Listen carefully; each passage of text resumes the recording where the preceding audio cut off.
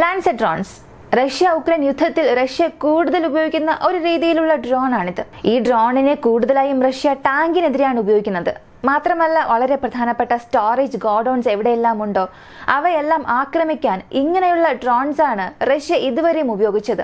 ഇങ്ങനെ ഇവയ്ക്കെല്ലാം ഉപയോഗിച്ചുകൊണ്ടിരുന്ന ലാൻസെറ്റ് ഡ്രോൺസിനെ പിന്നീട് എയർപ്ലെയിൻസിന് ലക്ഷ്യമിടുക, ഉക്രൈന്റെ ഹാങ്ങേഴ്സിൽ നിർത്തിയിട്ടിരിക്കുന്ന ഉക്രൈന്റെ ബേസിൽ നിർത്തിയിട്ടിരിക്കുന്ന വിമാനങ്ങളെ ലക്ഷ്യമിടുക, ഇങ്ങനെ മറ്റൊരു ഘട്ട ആക്രമണത്തിനായി റഷ്യ ഈ ലാൻസെറ്റ് ഡ്രോൺസിനെ ഉപയോഗിക്കാൻ തുടങ്ങി. കഴിഞ്ഞ ചില ദിവസങ്ങൾക്ക് മുൻപ് ഈ ഡ്രോൺസിനെ കൂടുതൽ എണ്ണം ഉക്രൈന്റെ ഫ്രണ്ട് ലൈനിൽ നിന്നും 60 കിലോമീറ്റർ ദൂരത്തിലുള്ള ക്രൈവി എയർപോർട്ടിൽ അയക്കുകയും ഏകദേശം 3 Su-25 വിമാനങ്ങളെ ഒറ്റ ദിവസത്തിൽ റഷ്യ നശിപ്പിച്ചതായി റഷ്യൻ സോഴ്സസ് ഒരു വലിയ വിവരം നൽകി. ഈ ഒരു ആക്രമണം എങ്ങനെ സംഭവിച്ചു?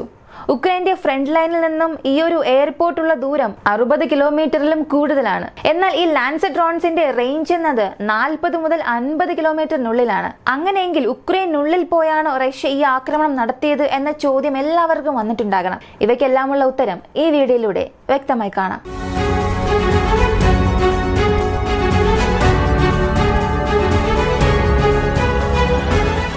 ഈ ലാൻസെറ്റ് ഡ്രോണിനെ ഉപയോഗിച്ച് റഷ്യ ഇതിന് മുൻപ് ചെയ്ത ആക്രമണങ്ങൾ എല്ലാം ഉക്രൈന്റെ ടാങ്കിനെ നശിപ്പിക്കുക, കൂടാതെ ഉക്രൈന്റെ ക്രൂ മെമ്പേഴ്സ് കൂടുതലും എവിടെയാണോ കൂടുന്നത് അവിടെ ഒരു ആക്രമണം നടത്തുക, ഇങ്ങനെ ഒരു പ്രത്യേക മിഷന് വേണ്ടി മാത്രമാണ് ലാൻസെറ്റ് ഡ്രോൺസിനെ കൂടുതലും റഷ്യ ഉപയോഗിച്ചത്. എന്നാൽ ഈ ഒരു അവസ്ഥ എപ്പോൾ മാറാൻ തുടങ്ങി എന്ന് ചോദിച്ചാൽ 2023 മെയ് 19 ഉക്രൈന്റെ ബേസിൽ നിർത്തിവെച്ചിരുന്ന ഒരു Su-24 വിമാനത്തെ ഈ ഒരു ഡ്രോൺ ആക്രമിക്കുന്നു. അടുത്ത ചില മാസങ്ങളിൽ ജൂൺ മാസം, സെപ്റ്റംബർ മാസം ഇങ്ങനെ ഉക്രൈന്റെ വിമാനങ്ങൾ ഇതേ ഡ്രോൺ തന്നെ ആക്രമിക്കുന്നു. ഇപ്പോ ഉക്രൈൻ ഒരു കാര്യം മനസ്സിലായി, റഷ്യയ്ക്കുള്ളിൽ റഷ്യയുടെ ബേസിൽ നമ്മൾ എങ്ങനെയാണ് ഒരു ഡ്രോൺ ആക്രമണം നടത്തുന്നത് അതുപോലൊരു ആക്രമണം റഷ്യയ്ക്കും ചെയ്യാൻ സാധിക്കുമെന്ന്. ഇതിൽ ഉക്രൈനെ സംബന്ധിച്ച് ഉക്രൈൻ വലിയ ഡ്രോൺസ്, ഒരുപാട് ദൂരം പോകാൻ കഴിയുന്ന ഡ്രോൺസുകളാണ് ഉപയോഗിക്കുന്നത്. പക്ഷേ റഷ്യ ഉക്രൈന്റെ ബേസസ് ലക്ഷ്യമിടുന്നതിനും ഉക്രൈനെ ആക്രമിക്കുന്നതിനും ഉക്രൈന്റെ എയർപ്ലെയിനെ നശിപ്പിക്കുന്ന ഡ്രോണുകൾ എല്ലാം ലാൻസെറ്റ് ഡ്രോൺസ് അല്ല, മറ്റ് ചില ചെറിയ ചെറിയ ഡ്രോൺസുകളാണ്. ഇത്രയും ദിവസം അവർ ചെയ്ത തന്ത്രത്തെക്കാട്ടിലും റഷ്യ അവരുടെ തന്ത്രങ്ങൾ ഇപ്പോൾ മാറ്റിയിട്ടാണ് ഈ ഒരു ആക്രമണം നടത്തിയത്. ഉക്രൈന്റെ ടെറിട്ടറിക്കുള്ളിൽ വന്നാണ് ഈ ഡ്രോൺ ആക്രമണങ്ങൾ നടത്തുന്നത്. കാരണം അതിന്റെ റേഞ്ച് വളരെ കുറവായതുകൊണ്ട് ഉക്രൈന്റെ ടെറിട്ടറിക്കുള്ളിൽ 10 കിലോമീറ്റർ വരെയും അകത്തേക്ക് വന്നാൽ മാത്രമേ വളരെ എഫക്റ്റീവായി ആ ഒരു ബേസിനെ, ഉക്രൈന്റെ ബേസസിനെ ആക്രമിക്കാൻ സാധിക്കും. അതും ഉക്രൈന്റെ ഫ്രണ്ട് ലൈനിൽ നിന്നും. ക്രൈവി എയർപോർട്ട് എന്നത് 60 കിലോമീറ്റർ എന്ന് ഞാൻ നേരത്തെ പറഞ്ഞു.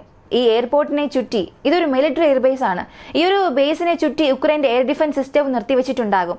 അതുമാത്രമല്ല, ഡ്രോൺ ആക്രമണങ്ങൾക്ക് ഇടയ്ക്കിടയ്ക്ക് ഉക്രൈന്റെ വിമാനങ്ങൾ ബലിയാടാകുന്നത് കൊണ്ട് ആന്റി ഡ്രോൺ സിസ്റ്റവും ഈ ഒരു സ്ഥലത്തുണ്ട്, ഇലക്ട്രോണിക് വാർഫെയർ സോഴ്സുമുണ്ട്. എല്ലാം സംയോജിച്ച ഒരു സ്ഥലമാക്കി ഇതിനെ മാറ്റിയിട്ടുണ്ട്. എന്നാൽ ഇവയെല്ലാം റഷ്യ എങ്ങനെ ഓവർകം ചെയ്തു എന്ന് ചോദിച്ചാൽ റഷ്യ അപ്ലൈ ചെയ്ത ഒരു സൂപ്പർ തന്ത്രമാണ്. സാധാരണ സ്വാം ഡ്രോൺസിനെ കുറിച്ചൊക്കെ നമുക്കറിയാം. ഒരുപാട് ഡ്രോൺസിനെ ഒരേ സമയത്ത്, ഒരു 50-100 ഡ്രോൺസിനെ ഒരേ സമയം അകത്തേക്ക് അയച്ച് വലിയൊരു ആക്രമണം നടത്തുമ്പോൾ ആ സ്ഥലത്തുള്ള എയർ ഡിഫൻസ് സിസ്റ്റം എല്ലാം ഫെയിൽ ആകും. കാരണം എയർ ഡിഫൻസ് സിസ്റ്റത്തെ കൊണ്ട് സൈസിൽ വലിയ ഡ്രോണിനെ, 3-4 മീറ്ററുള്ള ഒരു ഡ്രോണിനെ അതിന്റെ റേഡാർ സിഗ്നേച്ചർ ഇൻപുട്ടായി നൽകി ടാർഗറ്റിൽ ലോക്ക് ചെയ്ത് നശിപ്പിക്കാൻ സാധിക്കും.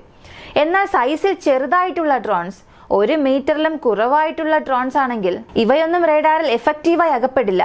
അങ്ങനെ റേഡാർ സിഗ്നേച്ചർ ലഭിച്ചാലും അതിന്റെ ടാർഗറ്റിൽ ലോക്ക് ചെയ്ത് നശിപ്പിച്ചാൽ പോലും ആ എയർ ഡിഫൻസ് സിസ്റ്റത്തിനായിരിക്കും അതൊരു വലിയ നഷ്ടമായി മാറുക. കാരണം അകത്തേക്ക് വരുന്ന ഡ്രോണിന്റെ വില വെറും $5000 അല്ലെങ്കിൽ $10,000 ആയിരിക്കും. എന്നാൽ അതിന് എതിരെ ഇവർ അയക്കുന്ന മിസൈലുകളുടെ വില എന്നുള്ളത് $1,00,000 അല്ലെങ്കിൽ അതിലും കൂടുതലായിരിക്കും.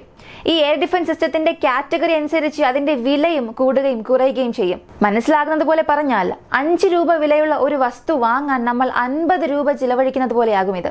അത്രത്തോളം എയർ ഡിഫൻസ് സിസ്റ്റം മിസൈലിനെ കൊണ്ടുപോലും ഈ ഒരു ഡ്രോണിനെ ഇന്റർസെപ്റ്റ് ചെയ്യാൻ കഴിയാതെ വരുമ്പോൾ ഇവർക്കുള്ള ഒരേ ഒരു വഴി ആന്റി ഡ്രോൺ സിസ്റ്റം ഉപയോഗിച്ച് അല്ലെങ്കിൽ ഇലക്ട്രോണിക് വാർഫെയർ ജാമർ ഉപയോഗിച്ച് ഈ ഡ്രോൺസിനെ താഴെ വീഴ്ത്തുക എന്നുള്ളതാണ്. എന്നാൽ ഇവയൊക്കെ ലാൻസെറ്റ് ഡ്രോണിനോട് നടക്കുമോ? ലാൻസെറ്റ് ഡ്രോൺസിനെ ആന്റി ഡ്രോൺ സിസ്റ്റം വഴി ഇവരെ കൊണ്ട് വീഴ്ത്താൻ സാധിക്കുമോ എന്ന് ചോദിച്ചാൽ ആ സ്ഥലത്താണ് റഷ്യയുടെ ടെക്നോളജി വളരെ പ്രധാനപ്പെട്ട പങ്ക് വഹിക്കുന്നത്. മറ്റു ഡ്രോൺസിനെ സംബന്ധിച്ച് വളരെ എളുപ്പത്തിൽ ആന്റി ഡ്രോൺ സിസ്റ്റത്തിനോ ഇലക്ട്രോണിക് ജാം സിസ്റ്റത്തിനോ വീഴ്ത്താൻ സാധിക്കും. അത് ലോകത്തിലെ ഏത് ഡ്രോണുകളായാലും. ഇപ്പോൾ നിർമ്മിച്ചുകൊണ്ടിരിക്കുന്ന ഹൈടെക് ഡ്രോൺസിൽ മാത്രമാണ് ആന്റി ജാമിംഗ് പ്രൂഫോട് കൂടി നിർമ്മിക്കുന്നത്. അതേ കാറ്റഗറിയിലാണ് ലാൻസെറ്റ് ഡ്രോണും ഉള്ളത്. സാധാരണ GPS സിഗ്നൽ ഒരു സ്ഥലത്ത് വെച്ച് തടയുകയാണെങ്കിൽ അല്ലെങ്കിൽ അതിനെ ഡിസ്റ്റർബ് ചെയ്താൽ അതിന് ഡയറക്റ്റ് പോയി അതിന്റെ ലക്ഷ്യത്തെ നശിപ്പിക്കാൻ സാധിക്കില്ല. GPS സിഗ്നൽ അവിടെ കട്ട് ചെയ്താൽ അത് മുഴുവനായും ബ്ലൈൻഡ് ആയതുപോലെയാണ്. എന്നാൽ ലാൻസെറ്റ് ഡ്രോൺ അങ്ങനെയല്ല. GPS സിഗ്നൽ കിട്ടാത്ത സ്ഥലങ്ങളിൽ പോലും ഈ ഒരു ഡ്രോണിനെ കൊണ്ട് പ്രവർത്തിക്കാൻ സാധിക്കും. ഇതാണ് ആദ്യത്തെ കാര്യം. രണ്ടാമത്തെ കാര്യം, ഇലക്ട്രോ മാഗ്നറ്റിക് ജാമിനെതിരെ പ്രവർത്തിക്കുന്ന രീതിയിലാണ് ഈ ഡ്രോണിനെ നിർമ്മിച്ചിരിക്കുന്നത്. മാത്രമല്ല ഈ സ്ഥലത്ത് 23 ഡ്രോൺസ് ഒരേ സമയത്ത് 23 ഡ്രോൺസിന് റഷ്യ ഫയർ ചെയ്തിട്ടുണ്ട്. ഇതിൽ ചില ഡ്രോൺസിന് അവരെ കൊണ്ട് വെടിവെച്ച് വീഴ്ത്താൻ സാധിച്ചാലും 17 ഡ്രോൺസ് വിജയകരമായി പോവുകയും ആ ഒരു എയർപോർട്ടിനെ ആക്രമിക്കുകയും ചെയ്തു. വലിയ കാര്യം എന്തെന്ന് ചോദിച്ചാൽ ഈ ഡ്രോൺ അകത്തേക്ക് വരുന്നു എന്നുള്ളത് മനസ്സിലാക്കിയ ഉടനെ പുറത്തു നിർത്തിയിരുന്ന പ്ലെയിനുകളെല്ലാം കോൺക്രീറ്റ് സ്ട്രക്ചേഴ്സിനുള്ളിൽ കൊണ്ടുപോയി. അങ്ങനെ എടുത്തുകൊണ്ട് പോയതിൽ പോലും 2 വിമാനങ്ങളെ ഉക്രൈൻ നഷ്ടപ്പെടുത്തി. അതാണ് വലിയൊരു കാര്യം. ഓപ്പൺ എയറിലുണ്ടായിരുന്ന ഒരു വിമാനം മുഴുവനും നശിച്ചു. എന്നാൽ കോൺക്രീറ്റ് സ്ട്രക്ചേഴ്സിനുള്ളിൽ ഉണ്ടായിരുന്ന ആ ഒരു വിമാനം എങ്ങനെ നശിച്ചു? അത് ഹെവിലി ഫോർട്ടിഫൈഡ് അല്ലേ? ആ സ്ഥലം വളരെ സ്ട്രോങ് ആയിരിക്കും. അത് എങ്ങനെ ഒരു ലാൻസെറ്റ് ഡ്രോണിനെ കൊണ്ട് നശിപ്പിക്കാൻ സാധിച്ചു എന്ന് ചോദിച്ചാൽ, ഈ ലാൻസെറ്റ് ഡ്രോൺസിനെ സംബന്ധിച്ച് ഹൈലി എക്സ്പ്ലോസീവ് ചാർജസ് ആണ് അതിൽ ഉപയോഗിച്ചിരിക്കുന്നത്. ഹൈലി എക്സ്പ്ലോസീവ് ചാർജസ് എവിടെയെല്ലാമാണ് ഉപയോഗിക്കുക എന്ന് ചോദിച്ചാൽ, ബങ്കർ ബസ്റ്റർ മിസൈൽസ് എന്ന ഒരു കാറ്റഗറി നമ്മൾ കേട്ടിട്ടുണ്ടാകും. ആദ്യം പുറത്ത് ഒരു വിള്ളൽ ഉണ്ടാക്കുകയും അതുവഴി ഉണ്ടാകുന്ന ഇമ്പാക്റ്റിൽ മറ്റൊരു ഫ്യൂസ് മെക്കാനിസം ആ ബങ്കറിനെ പെനട്രേറ്റ് ചെയ്ത് അകത്തേക്ക് പോയി പൊട്ടിത്തെറിക്കും. ഇതാണ് ബങ്കർ ബസ്റ്റർ മിസൈൽസിന്റെ വർക്കിംഗ് പ്രിൻസിപ്പിൾ. അതേ കാറ്റഗറിയിൽ ഈ സ്ഥലത്ത് ഡുവൽ സ്ട്രൈക്ക് മെത്തേഡാണ് റഷ്യൻ ഡ്രോൺസ് ഉപയോഗിച്ചത്. ആദ്യം ആ കോൺക്രീറ്റ് സ്ട്രക്ചറിന്റെ മുകൾ ഭാഗത്ത് ആദ്യത്തെ ആക്രമണം നടന്നു, സ്ട്രൈക്ക് നടന്നു. ഇങ്ങനെ നടന്നതിന് ശേഷം ആ ഒരു സ്ഥലത്ത് വലിയൊരു ഡാമേജ് ഉണ്ടായി. ഏകദേശം ആ ഒരു സ്ട്രക്ചറിൽ ഒരു ദ്വാരമിട്ട് അകത്തേക്ക് കടക്കുന്ന രീതിയിലുള്ള ഇമ്പാക്ട് ആ സ്ഥലത്ത് ഉണ്ടായി.